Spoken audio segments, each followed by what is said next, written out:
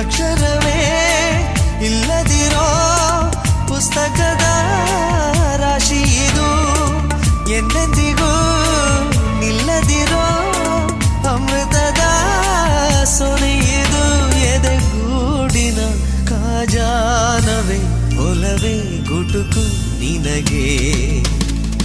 ಮುದ್ದು ಮನಸ್ಸೇ ಎದ್ದು ಮನಸ್ಸೇ ಬುದ್ಧಿ ಇಲ್ಲದ ಮನಸ್ಸೇ, ಸದ್ದು ಮಾಡದೆ ಸುದ್ದಿ ಮಾಡಿದೆ ಪ್ರೀತಿ ಬಂದಿದೆ ವಯಸ್ಸೇ.